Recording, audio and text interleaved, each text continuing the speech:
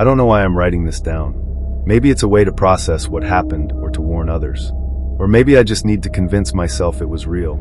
What I experienced wasn't a ghost or a demon, but something far worse. A darkness that clings to you like a second skin, that whispers in the quiet spaces of your mind.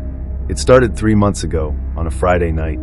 I had just moved to a small town in Vermont to escape the noise and chaos of the city. The house I bought was cheap, a red flag in hindsight, but it came with a sprawling backyard and a view of the dense forest that surrounded the area. I thought it was a steal. The first month was uneventful. I unpacked, settled in, and spent my evenings reading or sipping coffee on the porch. The silence was jarring at first, but I grew to love it. There were no honking cars or screaming neighbors, just the soft rustle of trees and the occasional hoot of an owl. For the first time in years, I felt at peace. Then I found the basement. I wasn't trying to explore. Honestly, I didn't even know the house had a basement. The entrance was hidden behind an old armoire in the living room, which I only discovered because I was rearranging furniture.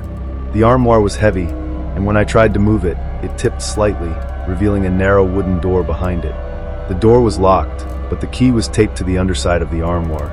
Convenient, almost as if someone wanted it to be found. I hesitated. Something about the situation felt off, but curiosity got the better of me. The door creaked open, revealing a steep staircase that disappeared into darkness. The air that wafted up was stale and carried a faint metallic tang, like rust or blood. I grabbed a flashlight and descended slowly, each step groaning under my weight. The basement was smaller than I expected, more of a cellar really. The walls were made of rough stone, and the floor was dirt. But what caught my attention wasn't the room itself, it was the object in the center. A large, circular mirror stood on a wooden stand, its surface covered in a thick layer of grime. It was the only thing down there, and it felt wrong. Mirrors belong in bedrooms or bathrooms, not abandoned basements. The more I stared at it, the more uneasy I felt, like it was watching me. I should have left then and there, but instead, I reached out and wiped the dust away with my sleeve. The reflection was dim, distorted by the flickering beam of my flashlight. At first, I thought I was looking at myself, but then my reflection moved, only it didn't match my movements.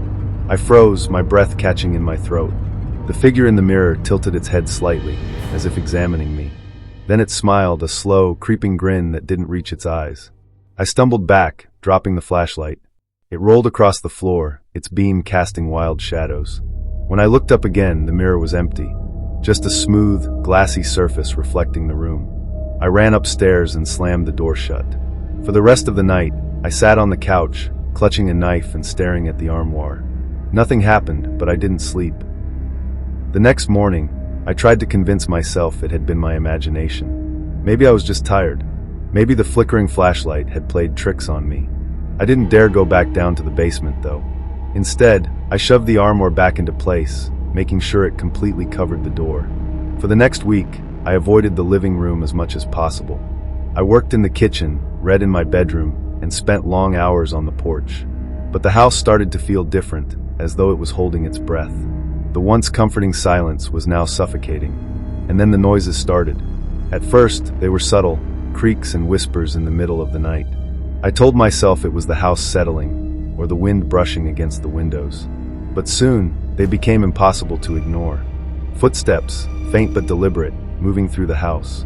One night, I woke to the sound of something tapping against the walls. It was rhythmic, like fingernails drumming on wood. I held my breath, listening, trying to pinpoint the source. The tapping seemed to come from inside the walls, moving closer, until it was right next to my bed. I turned on the lamp, heart pounding, but the room was empty.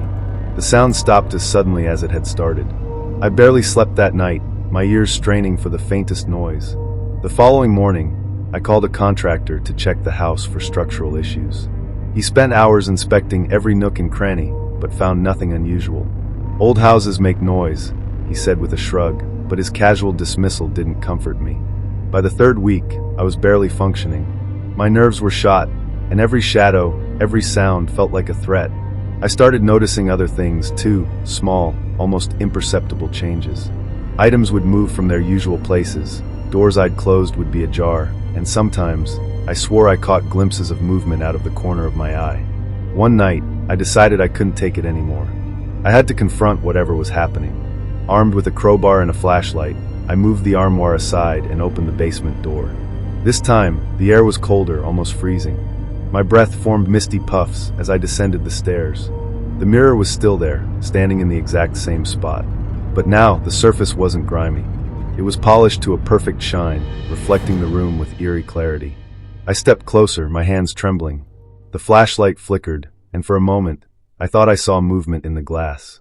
But when I looked closer, the reflection was still. I took a deep breath and reached out, tapping the glass with the crowbar.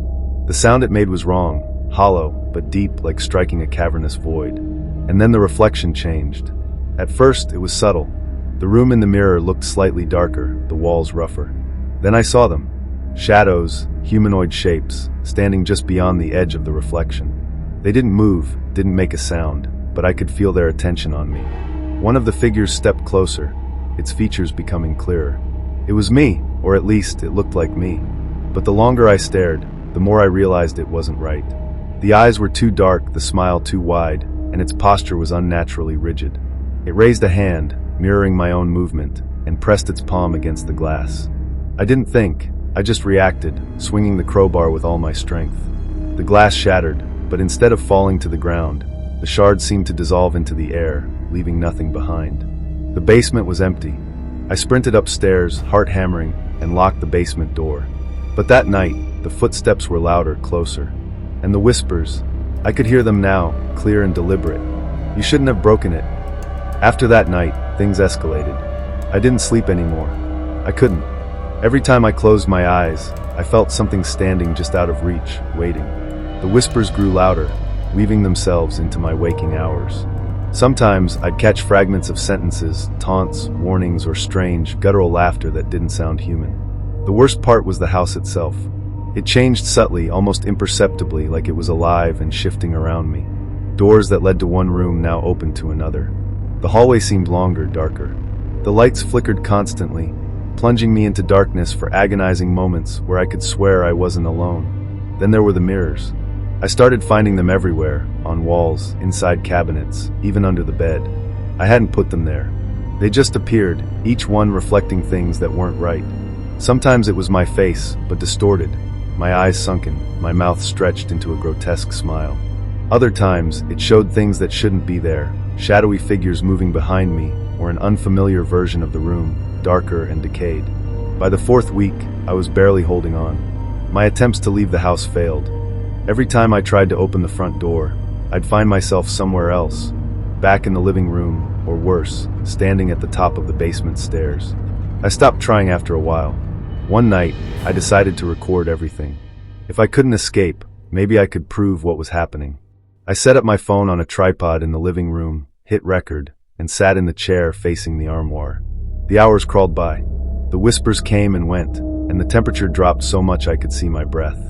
But nothing else happened, at least, not until 3:14 a.m. That's when I heard it, a low, guttural growl coming from the basement. It was faint at first, but it grew louder, reverberating through the floorboards. Then came the footsteps, slow and deliberate, climbing the stairs. The doorknob turned, and I froze. The door creaked open, revealing only darkness. And then something stepped into the room. It looked human at first glance, but it wasn't. Its proportions were wrong, its limbs too long, and its face was mine. But the eyes were black voids, and the mouth was too wide, filled with jagged, too white teeth. I couldn't move, couldn't scream. It tilted its head, studying me, and then it spoke in a voice that sounded like mine but layered with something deeper, something ancient. You broke the seal. Before I could react, it lunged. The last thing I remember is the sensation of cold hands wrapping around my neck, pulling me forward, and then nothing. When I woke, it was morning. The house was silent, eerily so.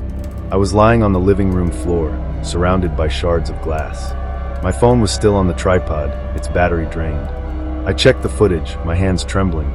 The video was normal at first, just me sitting in the chair, staring at the armoire. But at 3:14 a.m., the screen went black. No static, no distortion, just darkness. It stayed that way for an hour before the recording ended. I should have left then, should have burned the house to the ground. But something stopped me. Curiosity? Fear? Or maybe it was something else, something pulling me back. I'm still here writing this. The mirrors are gone now, but the whispers remain. The house feels alive, breathing in sync with my every move. And sometimes, when I pass by a dark window or catch my reflection in a puddle, I see it. Not me, not anymore, but it, watching, waiting. And I know deep down that the seal wasn't just broken, it was opened.